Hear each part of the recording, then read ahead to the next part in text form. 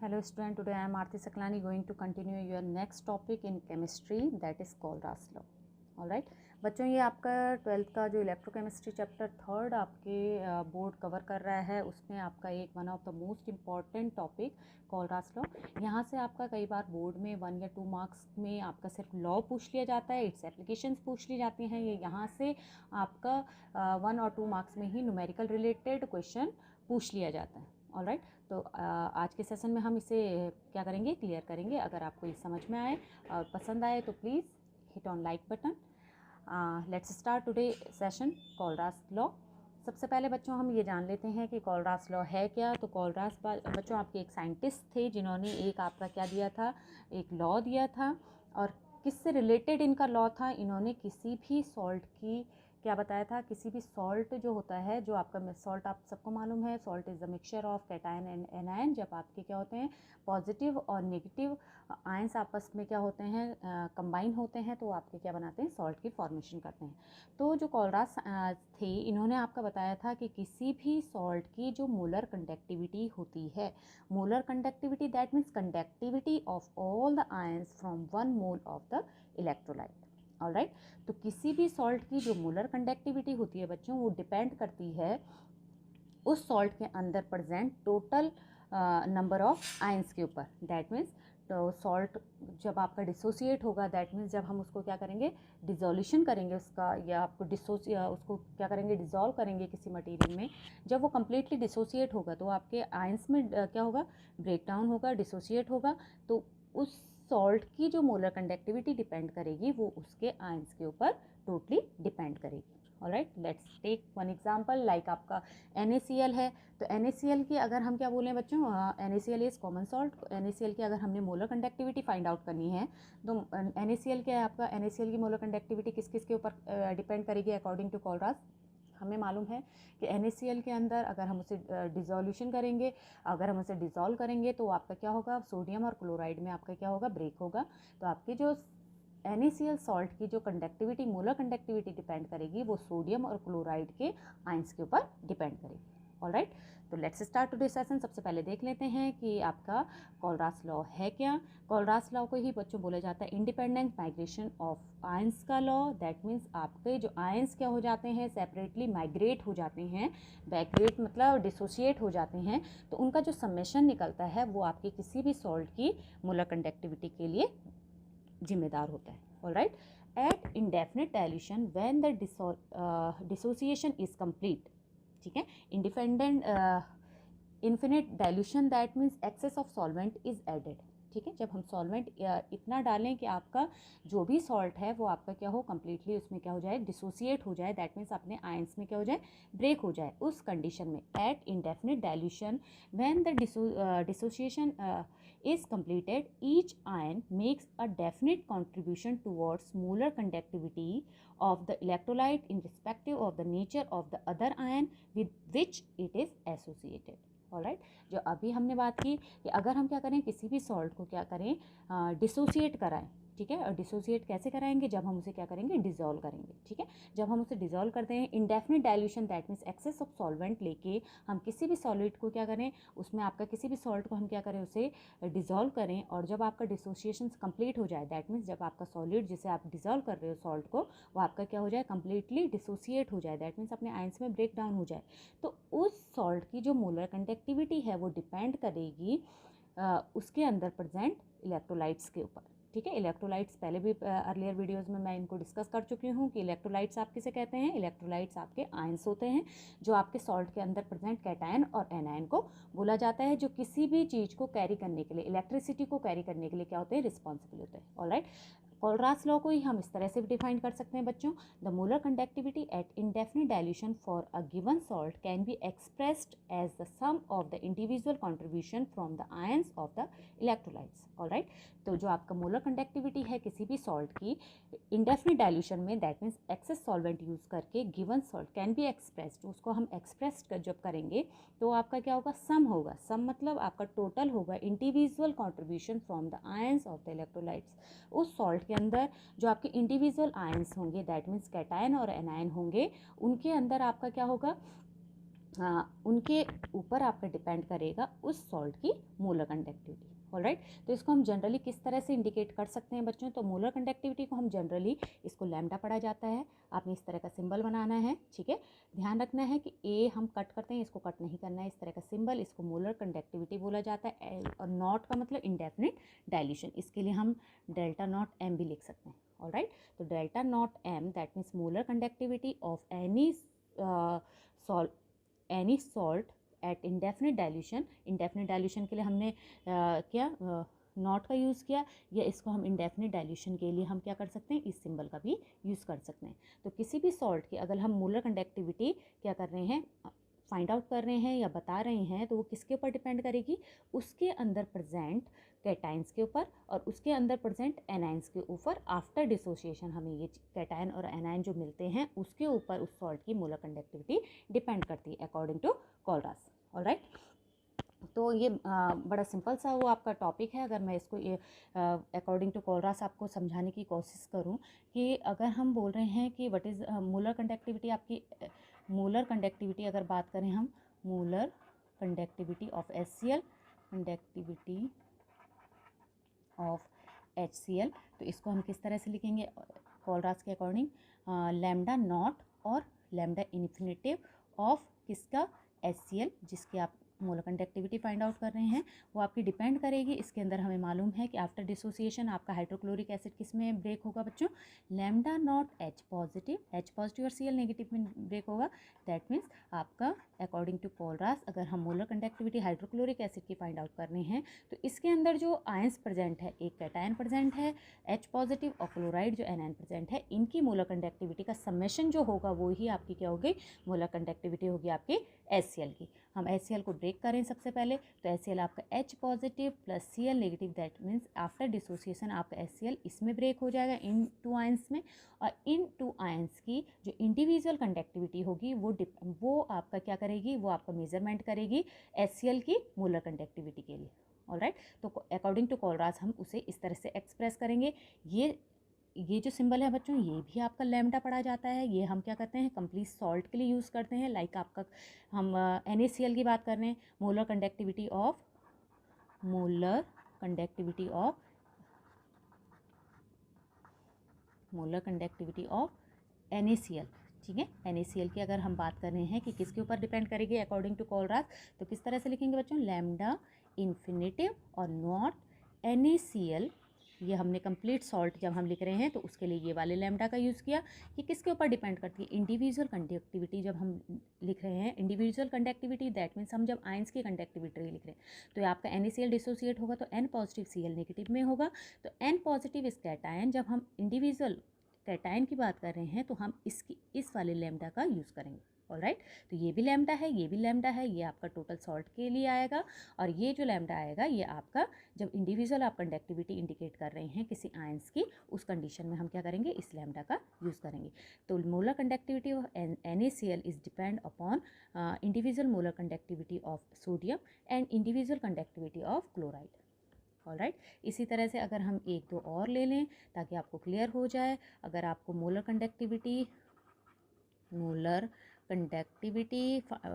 बोला जाता है कि किन आयंस के ऊपर डिपेंड करेगी मोलर कंडक्टिविटी ऑफ किसका?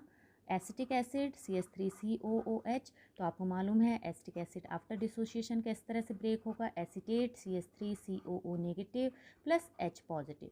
According to Kohlrausch, when we write molar conductivity of acetic acid, then lambda naught acetic acid is depend upon individual ions present in acetate CH3, that is CH3COO negative plus lambda naught H positive. Alright, तो इस तरह से हम किसी भी salt की molar conductivity को क्या कर सकते हैं? एक्सप्रेस कर सकते हैं अकॉर्डिंग टू कोलरास। ऑलराइट, ओके, अब हम देख लेते हैं बच्चों कुछ एग्जांपल जो मैंने अभी आपको बोला अकॉर्डिंग टू कोलरास। अगर हम मोलर कंडक्टिविटी फाइंड आउट कर रहे हैं सोडियम नाइट्रेट की, पोटेशियम नाइट्रेट की, KNO3, तो डिपेंड करेगी लैम्डा। अगर हम कोलरास के अकॉर्डिंग एक्सप्रेस कर रहे हैं तो लैम्डा नॉट KNO3 डिपेंड करेगी आपकी lambda naught K positive plus lambda naught NO3 1 negative. ठीक है। दैट मीन्स KNO3 जो आपका डिसोसिएट होगा कम्प्लीटली, ठीक है, वो आपके डिसोसिएट होकर किस में ब्रेक होगा, आपका K पॉजिटिव और NO3 नेगेटिव। तो K पॉजिटिव और NO3 की जो आपकी क्या होगी, इंडिविजुअल मोलर कंडक्टिविटी होगी। इन दोनों का समेशन जब निकलेगा तो आपका क्या निकलेगा, कंप्लीट KNO3 की मोलर कंडक्टिविटी निकलेगी अकॉर्डिंग टू कोलरास। इसी तरह से आपका MgCl2 अगर आपके पास आ जाता है कि हम अकॉर्डिंग टू कोलरास MgCl2 की मोलर कंडक्टिविटी किस तरह से फाइंड आउट करेंगे, तो सबसे पहले हम अकॉर्डिंग टू कोलरास आपका MgCl2 की अगर मोलर कंडक्टिविटी की बात करें तो किस तरह से एक्सप्रेस करेंगे, lambda not MgCl2 equals to individual conductivity of cation that is Mg2 positive. इसके अंदर Mg अगर ये आपका डिसोसिएट होगा MgCl2 तो कैसे ब्रेक होगा, Mg2 positive plus 2Cl negative. ये चीज़ ध्यान रखना बच्चों। अगर आपका आफ्टर डिसोसिएशन 2 या 3 आपके क्लोराइड आयंस निकल रहे हैं या कोई भी आयंस कैटायन या एनायन आपके 2 या 3 की क्वांटिटी में आपके डिसोसिएट हो रहे हैं तो उसका क्या होता है, आपका मल्टीप्लिकेशन होता है। लाइक आपका MgCl2 की अगर हम मोलर कंडक्टिविटी फाइंड आउट कर रहे हैं अकॉर्डिंग टू कोलरास तो लैम्डा नॉट ये डिपेंड करेगी lambda naught cation Mg2 positive plus 2 into lambda naught Cl, ठीक है, क्योंकि आपके इसमें क्लोराइड आयन कितने हैं 2, इसलिए आपका जो आपकी टोटल मोलर कंडक्टिविटी होगी अकॉर्डिंग टू कोलरास मैग्नीशियम क्लोराइड की वो डिपेंड करेगी Mg के आपके मोलर कंडक्टिविटी के ऊपर और इंडिविजुअल कंडक्टिविटी आपकी क्लोराइड, तो क्लोराइड आयन कितने हैं 2, तो 3 आयंस के ऊपर आपकी मोलर कंडक्टिविटी डिपेंड करेगी MgCl2 की। ऑलराइट, अब देख लेते हैं बच्चों एप्लीकेशंस क्या है, कोलरास लॉ की हेल्प से हम क्या क्या यूज़ कर सकते हैं और इसकी हेल्प से हम क्या क्या चीज़ें फाइंड आउट कर सकते हैं with the help of Kohlrausch law. Calculation of molar conductance at indefinite dilution for weak electrolytes. Alright, कि हम कोलरास लॉ की हेल्प से क्या कर सकते हैं बच्चों, मोलर कंडक्टिविटी फाइंड आउट कर सकते हैं वीक इलेक्ट्रोलाइट्स की। अब ये वीक इलेक्ट्रोलाइट्स क्या है बच्चों, इसका भी हम कंप्लीट डिस्कशन करेंगे। बहुत इजी सा कॉन्सेप्ट है। आपके इलेक्ट्रोलाइट दैट मीन्स जो आपका क्या करते हैं, इलेक्ट्रिसिटी कंडक्ट करते हैं, ठीक है, अपने आप। अगर सिंपल सा मैं बोलूँ कि जिन मटेरियल में हम क्या कर सकते, जब हम क्या करते हैं इलेक्ट्रिसिटी क्या करेंगे डालेंगे, अगर किसी मटेरियल में से करंट पास हो रहा है तो दैट मीन्स वो आपके क्या हैं, इलेक्ट्रोलाइट्स हैं। अब इलेक्ट्रोलाइट्स क्या हैं, आपके इलेक्ट्रोलाइट्स आपके 2 टाइप्स के होते हैं। कुछ आपके क्या होते हैं स्ट्रॉन्ग इलेक्ट्रोलाइट्स और कुछ होते हैं आपके वीक इलेक्ट्रोलाइट्स। ऑलराइट, तो स्ट्रॉन्ग इलेक्ट्रोलाइट्स क्या है बच्चों कि आफ्टर डिसोसिएशन ऐसे सॉल्ट्स या ऐसे मटेरियल जो आपके क्या होते हैं, कंप्लीटली डिसोसिएट हो जाते हैं, ठीक है, अपने आयंस में, उनको हम बोलते हैं क्या, स्ट्रॉन्ग इलेक्ट्रोलाइट्स। और जो आपके कुछ मटेरियल आपके ऐसे होते हैं जो आपके कंप्लीटली डिसोसिएट नहीं होते, उनको हम बोलते हैं वीक इलेक्ट्रोलाइट। अगर मैं सिंपल सा आपका बोलूँ, all electron do not ionise to the same extent in solution, ठीक है, सारे के सारे इलेक्ट्रोलाइट्स जो होते हैं दैट मीन जो इलेक्ट्रिसिटी को कंडक्ट करते हैं या जो आयंस होते हैं वो आपके कंप्लीटली आयनाइज नहीं होते हैं सॉल्यूशन के अंदर, ठीक है, या एक जैसा डिसॉल्व नहीं होते हैं सॉल्यूशन बनाने पे। On this basis electrolytes are divided into 2 types, strong electrolytes and weak electrolytes. तो स्ट्रॉन्ग इलेक्ट्रोलाइट्स क्या होते हैं, the electrolytes which are almost completely dissociated into ions in solution are called strong electrolyte. तो आपके क्या होते हैं, कुछ सॉल्ट ऐसे हैं जो आपके क्या होते हैं, कंप्लीटली डिसोसिएट हो जाते हैं। दैट मीन्स जब हम उन्हें सॉल्यूशन बना रहे हैं तो आपके कंप्लीटली अपने आयंस में क्या हो जा रहे हैं बच्चों, ब्रेक हो जा रहे हैं या डिसोसिएट हो जा रहे हैं, उनको हम स्ट्रॉन्ग इलेक्ट्रोलाइट्स कहेंगे। जैसे आपका मैंने कहा कॉमन सॉल्ट NaCl, तो NaCl क्या है आपका स्ट्रॉन्ग इलेक्ट्रोलाइट्स है, दैट मीन्स पूरा का पूरा डिजॉल्व हो जाता है। या सिंपल अगर हम बोलें तो Na पॉजिटिव और Cl नेगेटिव में आपका कंप्लीटली क्या हो जाता है, टूट जाता है। ऐसे आपका HCl है, हाइड्रोक्लोरिक एसिड, तो hydrochloric acid is also strong electrolyte, that means जब हम उसे डिजॉल्व करेंगे तो आपका हाइड्रोक्लोरिक एसिड भी क्या होगा, H पॉजिटिव और Cl नेगेटिव में कंप्लीटली डिसोसिएट हो जाएगा। इसी तरह से आपका NaOH है, sodium hydroxide, Na positive OH में कंप्लीटली डिसोसिएट हो जाता है। तो ऐसे इलेक्ट्रोलाइट्स जो ऑलमोस्ट कंप्लीटली डिसोसिएट हो जाते हैं सॉल्यूशन के अंदर, उनको हम स्ट्रॉन्ग इलेक्ट्रोलाइट्स कहेंगे। और सेकंड होते हैं बच्चों आपके वीक इलेक्ट्रोलाइट्स। वीक इलेक्ट्रोलाइट्स क्या हैं, the electrolytes which do not ionise completely in solution. Alright, ऐसे इलेक्ट्रोलाइट्स जो आपके कंप्लीटली सॉल्यूशन में, हम जब उनका सॉल्यूशन बनाते हैं तो आपके डिसोसिएट नहीं होते हैं आयंस में, that is called week electrolytes. Alright, इसके एग्जांपल है आपका एसिटिक एसिड। एसिटिक एसिड जो आपका CH3COOH है वो आपका वीक इलेक्ट्रोलाइट्स है, दैट मीन्स वो आपका कंप्लीटली डिसॉल्व नहीं होता है सॉल्यूशन के अंदर। या मैं सिंपल सा बोलूँ कि वो कंप्लीटली आपका एसिटेट और H पॉजिटिव अपने आयंस में नहीं टूटता। ऑलराइट। तो ऐसे इलेक्ट्रोलाइट जो आपके कंप्लीटली डिसोसिएट नहीं होते हैं उन्हें वीक इलेक्ट्रोलाइट्स कहते हैं। इसके एग्जांपल आपका एसिटिक एसिड है बच्चों, क्या है, हाइड्रोजन साइनाइड है HCN, आपका जिंक क्लोराइड है, अमोनियम हाइड्रोक्साइड है। बहुत सारे आपके सॉल्ट्स ऐसे होते हैं जो आपके क्या नहीं होते हैं, सॉल्यूशन में आफ्टर डिसोल्यूशन आपके कंप्लीटली डिसोसिएट नहीं होते हैं, तो उनको हम क्या बोलते हैं, वीक इलेक्ट्रोलाइट्स कहते हैं। ऑलराइट। तो कोलरास लॉ की हेल्प से हम क्या कर सकते हैं, मोलर कंडक्टिविटी फाइंड आउट कर सकते हैं वीक इलेक्ट्रोलाइट्स की। ठीक है, जो स्ट्रॉन्ग इलेक्ट्रोलाइट्स होते हैं वो आपका इजीली हमें क्या मिल जाती है, उनकी कंडक्टिविटी हम फाइंड आउट कर सकते हैं। बट वीक इलेक्ट्रोलाइट की कंडक्टिविटी को फाइंड आउट करने के लिए आपका कोलरास लॉ आपका एक बेस्ट मेथड है कि हम कोलरास लॉ की हेल्प से वीक इलेक्ट्रोलाइट की मोलर कंडक्टिविटी या कि आपका कितना क्या हुआ है, वो डिजॉल्व हुआ है, उसको हम फाइंड आउट कर सकते हैं। ऑलराइट। लाइक आपका यहाँ पे molar conductivity of acetic acid की बात की है कि अगर हम एसिटिक एसिड की कंडक्टिविटी फाइंड आउट करें अकॉर्डिंग टू कोलरास, तो that means molar conductivity of CH3COOH is depend upon individual molar conductivity of acetate plus individual conductivity of H positive after dissociation। जितना भी आपका एसिटेट और हाइड्रोजन के ions आपके क्या होंगे, डिसोसिएट होंगे, उनके ऊपर डिपेंड करेगी आपकी मोलर कंडक्टिविटी एसिटिक एसिड की। ऑलराइट। सेकंड एप्लीकेशन क्या है बच्चों इसकी, calculation of degree of dissociation of weak electrolytes with the help of Kohlrausch law. हम डिग्री ऑफ डिसोसिएशन जिसे हम क्या बोलते हैं बच्चों, अल्फा, डिग्री ऑफ डिसोसिएशन जो है किसी भी मटेरियल के, उसको हम इंडिकेट करते हैं अल्फा। तो with the help of Kohlrausch law we can calculate degree of dissociation of weak electrolytes. Weak electrolyte की डिग्री ऑफ डिसोसिएशन का भी हमें यहाँ से पता चल सकता है।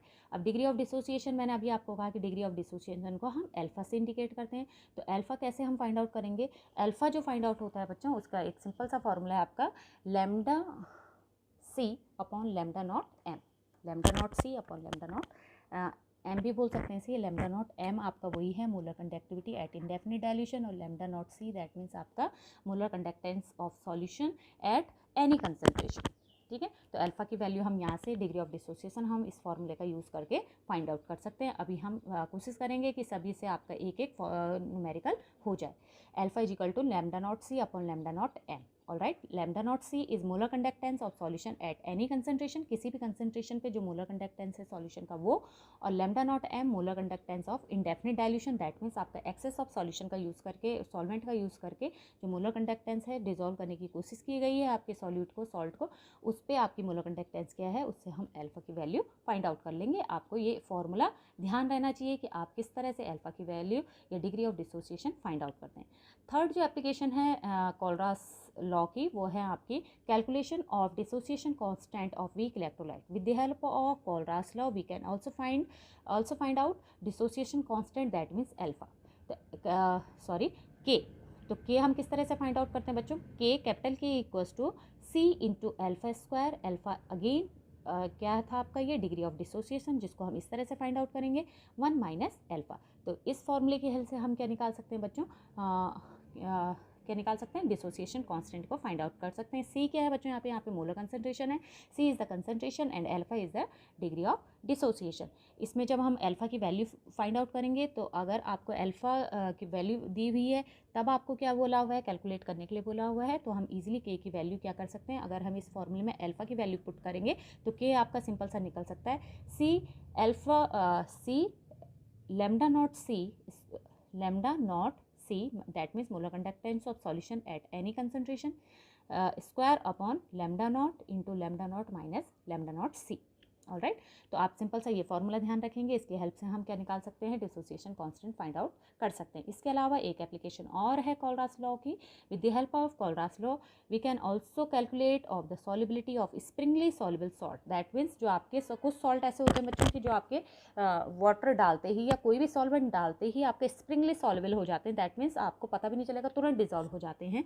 तो ऐसे सॉल्यूशन की हमें क्या कंसंट्रेशन फाइंड आउट करने में क्या होती है, दिक्कत होती है, सॉल्युबिलिटी फाइंड आउट करने में दिक्कत होती है। तो ऐसे सॉल्यूशन की जब हम क्या करते हैं, सॉल्युबिलिटी फाइंड आउट करते हैं, तो वो हमें कोलरास लॉ की हेल्प से हम उसे फाइंड आउट कर सकते हैं। If a solute is sparingly soluble in a given solvent, its concentration is taken as its solubility in the saturated solution. ठीक है, अगर हमें स्प्रिंगली सॉल्युबल दैट मीन्स जो आपके इमीडिएटली क्या हो जाते हैं बच्चों, डालते ही आपके डिजॉल्व हो जाते हैं, ऐसे क्या करना है सॉल्यूट की सॉल्युबिलिटी फाइंड आउट करनी है, तो हम क्या करेंगे, कंसंट्रेशन की जगह सॉल्युबिलिटी को क्या कर सकते हैं, हम ले सकते हैं। जैसे आपका मैं बताया था कि आपका लैम्डा नॉट एम जो है वो आपका हमने क्या किया था, लैम्डा नॉट एम जो है आप फाइंड आउट कर सकते हो कप्पा इंटू 1000 अपॉन एम से, kappa that means conductivity, M for molarity.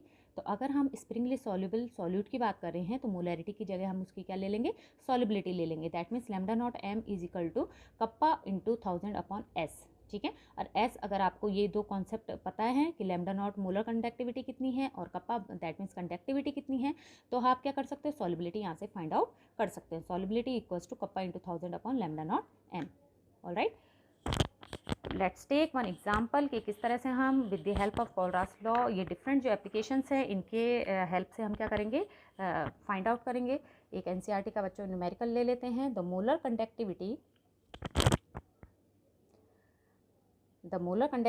at indefinite dilution for sodium acetate, hydrochloric acid and sodium chloride are 91.0, 425.9 and 126.4 siemens centimetre square mole inverse. Siemens centimetre square mole inverse आपकी क्या है, molar conductivity की unit है, respectively at 298 kelvin temperature. Calculate the molar conductivity of acetic acid at indefinite dilution. ठीक है, आपको बहुत simple सा बच्चों थोड़ा सा ध्यान देना है किस तरह से हम इसे सॉल्व करेंगे। आपको क्वेश्चन दे रखा है, मोलर कंडक्टिविटी आपको फाइंड आउट करनी है, calculate the molar conductivity of acetic acid at indefinite dilution.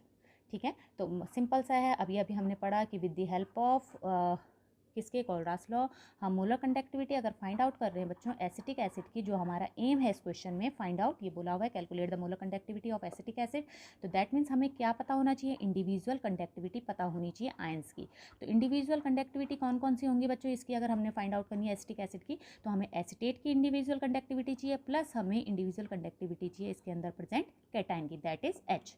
ठीक है, तो ये हमारा एम है, ये हमने फाइंड आउट करना है। अब हमें क्या क्या क्वेश्चन में गिवन है आपको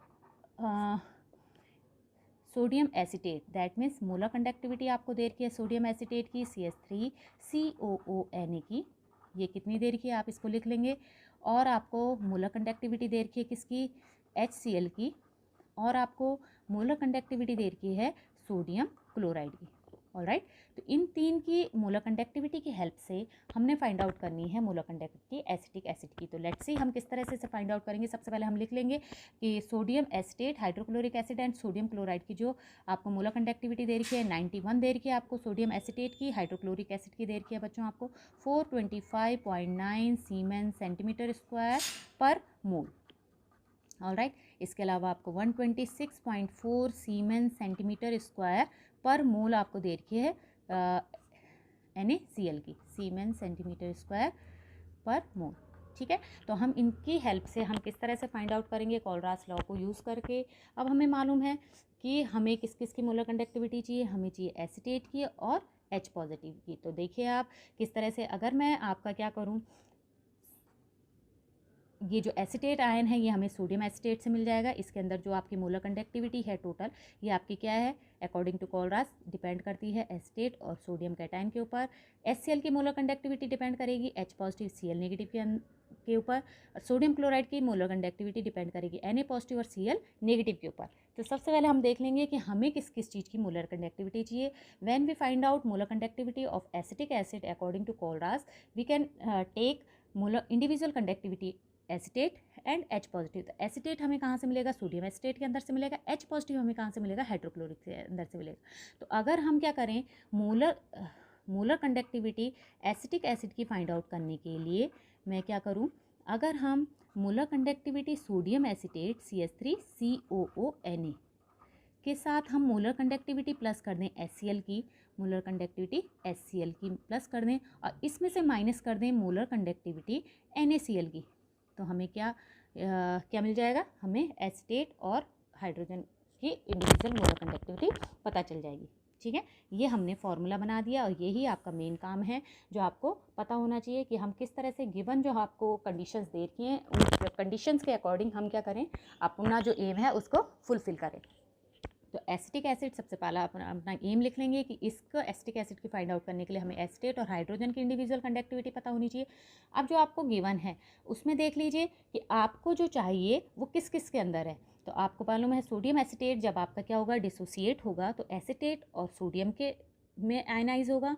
हाइड्रोक्लोरिक एसिड जब डिसोसिएट होगा तो यह हाइड्रोजन और क्लोराइड के में डिसोसिएट होगा। NaCl जब डिसोसिएट होगा तो सोडियम और क्लोराइड में डिसोसिएट होगा। दैट मीन्स आपका सिंपल सा मैं बोलूँ कि आपका सोडियम एसिटेट है, ये आपका इंडिविजुअल कंडक्टिविटी रख रहा है एसिटेट का CH3COO नेगेटिव का, और इंडिविजुअल कंडक्टिविटी है इसके अंदर Na पॉजिटिव की। ऑलराइट, और इसके अंदर आपकी इंडिविजुअल कंडक्टिविटी किसकी है बच्चों? इसके अंदर आपकी इंडिविजुअल कंडक्टिविटी है लैम्डा नॉट H पॉजिटिव और लैम्डा नॉट Cl नेगेटिव।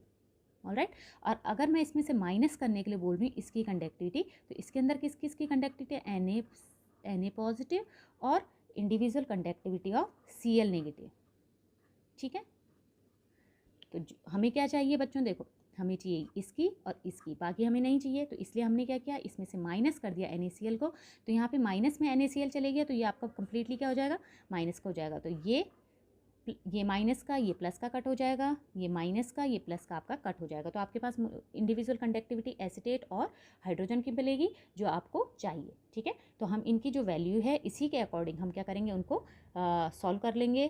तो हम रखते हैं आपका मोलर कंडक्टिविटी एसिटिक एसिड की फाइंड आउट करने के लिए प्लस कर देंगे 91, that is molar conductivity of sodium acetate, plus molar conductivity of hydrochloric acid that is 425.9, और इसमें से माइनस कर देंगे बच्चों हम 126.4 दैट इज सोडियम क्लोराइड। ठीक है, जब हम इसको सॉल्व करेंगे तो आपका आएगा बच्चों आंसर, इन दोनों को प्लस करके और माइनस करके 390.5 सीमेंस सेंटीमीटर स्क्वायर पर मोल। तो इस तरह से हम क्या कर सकते हैं, with the help of Kohlrausch law किसी भी इलेक्ट्रोलाइट की, वीक इलेक्ट्रोलाइट की क्या कर सकते हैं, मोलर कंडक्टिविटी फाइंड आउट कर सकते हैं। ऑलराइट, तो इस तरह से हमने ये सॉल्व किया। गिवन जो कंडीशंस थी उनको सबसे पहले ये चेकआउट करके कि हमें क्या चाहिए, कौन से दो आयंस चाहिए, उनको हम किस तरह से टेक ओवर कर सकते हैं। ठीक है, तो किन को हमें जो हमें गिवन कंडीशन है वो हमें जो हमारे डिज़ायरेबल आयंस हैं वो हमें कैसे मिलेंगे, उनको जिनसे हमें वो आयंस मिलेंगे उनको प्लस करके, और बाकी जो आपको गिवन है उसको माइनस करके आपका क्या बनेगा, उस तरह का आपने अरेंजमेंट सेट करना है जिससे हमें सिर्फ मोलर कंडक्टिविटी आपको किसकी मिले, जो आपको चाहिए। ऑलराइट, तो आई होप आपको ये वीडियो अच्छा लगा होगा। Thank you for watching.